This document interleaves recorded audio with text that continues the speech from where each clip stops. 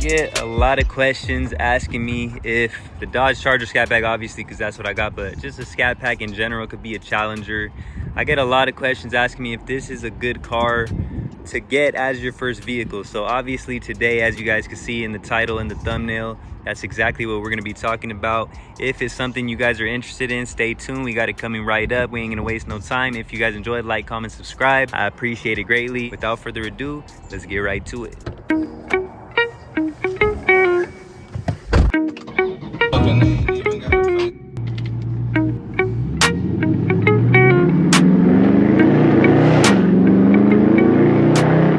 Bro, that pisses me off so much. I don't know why it always does that. You guys let me know. That dude had some dope cars, old school cars.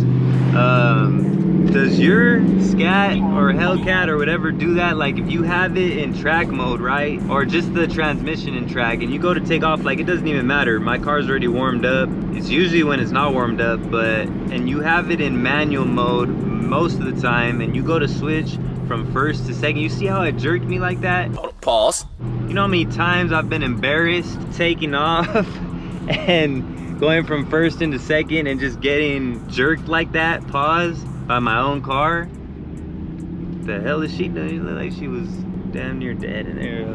God forbid.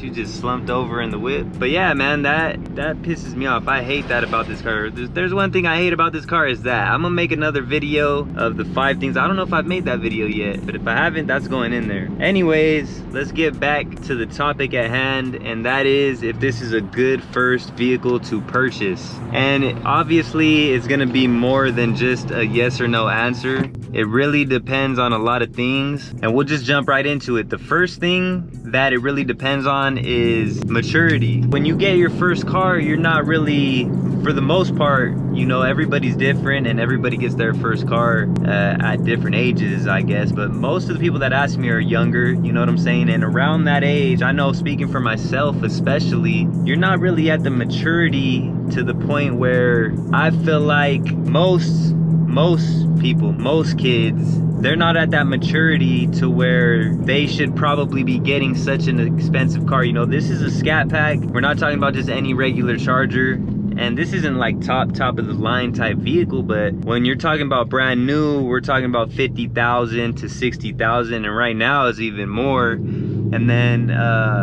if we're talking about used, I mean, when the market isn't crazy, you probably could find one for in the 30s. I would say you definitely could find one in the 30s. But at the end of the day, you still have to deal with the maintenance. You still have to take into account the power that it has. It's not the most powerful car, but it definitely has enough power, and mainly the torque. The torque is the main thing. And at the age where you're getting your first car, you're not really at that maturity level where, one, you could be dealing with a car that's such high maintenance, that's so expensive. Because I know me personally, when I got my first car, I treated that thing like dog. You know what I'm saying? Like, and like I said, everybody's different, and maybe if I would have had a car like a Scat, I would have treated it better. I had a Toyota Camry in 1996, and that thing was a champ. You know what I'm saying? It was very reliable, even though I treated it like shit. I didn't do regular oil changes. You know, I blew the radiator several times, and you know, I definitely wasn't keeping up on it like I should have. So I mean, if I was doing that with the Scat, best believe I would have paid for it, you know, handsomely. But like I said, then again, if I had a Scat, maybe I would have been taking better care of it. But you never know, man. The kids getting out of school, man, oh, we were just talking about it. Me and my friends were just talking about it the other day. It's been over 10 years since I was in high school, man. That's crazy. This is the high school I used to go to right here, Pioneer Valley. Nuts. But anyways, back to the subject at hand. You got to take into consideration all those things. You know, everybody's in different situations. Everybody's in different positions in life. Some people are going to be in a position where they're able to do that financially. But then you gotta think about your goals as well. You know, I'm kind of going all over the place, so I'm gonna just stick to one thing at a time right now, and that's really maturity and age. So it just depends on you as a person, how mature you are at the age that you are, and if you really feel like you are up to the task of taking on such a high responsibility. Because in my opinion, most kids should probably start with a car, you know, probably a used car. I mean, you could get a new one, but maybe not so expensive. I know when I got past the Camry and I, you know, learned a lot of stuff with that first car, because the first car is really your learning stage. You learn how to do the oil, you learn how to, you know, do all the things you need to do to keep up on a car and keep it running, keep it healthy, keep it clean. You know, I never washed my first car. The inside was always dirty as hell. I had stuff thrown everywhere. And as you guys can see in this one, everybody that comes in here, I've had it for over a year, and they're always like, damn, this car still smells brand new. And that's because I keep it brand new. You know what I'm saying? Ain't nobody eating in here, ain't nobody drinking in here unless it's like water, bottled water. You know, ain't nobody doing nothing in the back in here. You know, none of that is going down in this car. And that's because I've learned, you know, in that first car, I mean, even in the second a little bit, you know what I'm saying?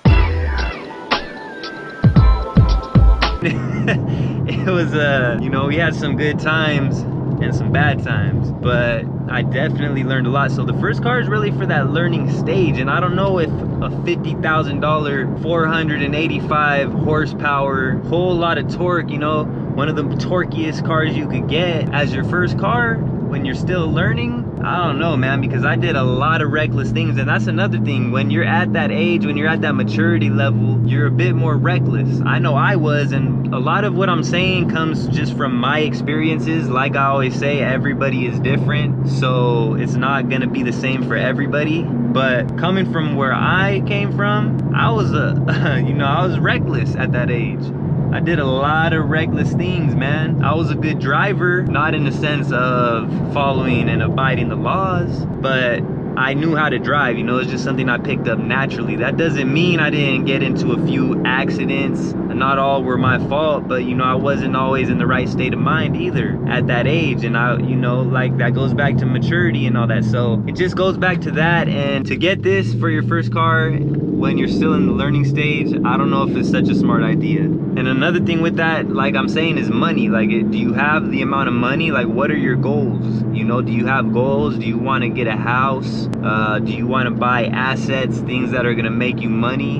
You know, do you want to put your money and invest it instead of putting it into something that's going to depreciate, especially in a time right now when you buy a car, it's going to depreciate more than ever. Luckily, when I bought my car, it actually appreciated, which is like never happened in history. You know, there's very rare times where you could buy a car and then sell it for more a year later.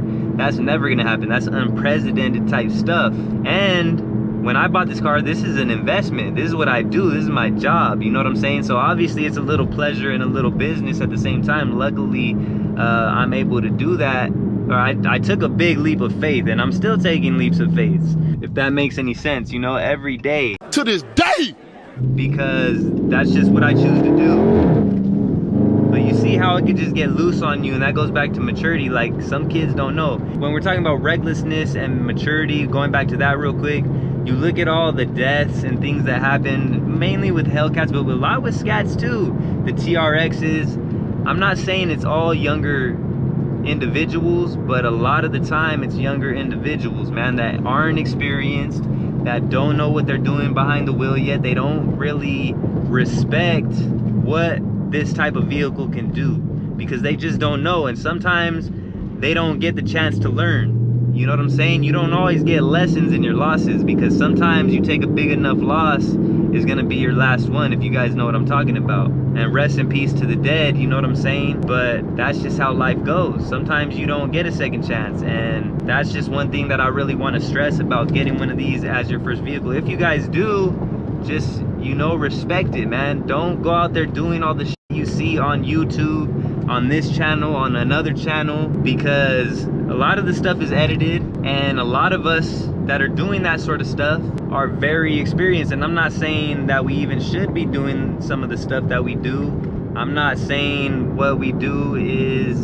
even that bad. Like I said, a lot of it is edited. So don't take everything you see and hear with a grain of salt. But just know that you gotta respect these vehicles, man. Another thing is your situation, your position in life. Some people are a lot more blessed than others. You know, some people come from a family that has money, and you know, sometimes they get cars gifted to them. You know what I'm saying? I don't agree with that. I think you should make your kids work for their stuff, but who am I to speak my opinion in another person's life? You know what I'm saying? So if you're in that position and your parents want to gift you something like that, hopefully they know and take you through the steps and take you through the process of what we've been talking about. Hopefully they go through all that with you. But if you're in that position and you're able to get this as your first car, then hey, I mean, that's what's up. Just like I said, respect it. And going back to the goals real quick, like, what do you guys want to do with life? Because like I said, this thing ain't gonna make you any money unless you're in it to get into YouTube. But just know it's not as easy as you may think. You know what I'm saying? It's a lot of work. It's 24/7. You ain't gonna be,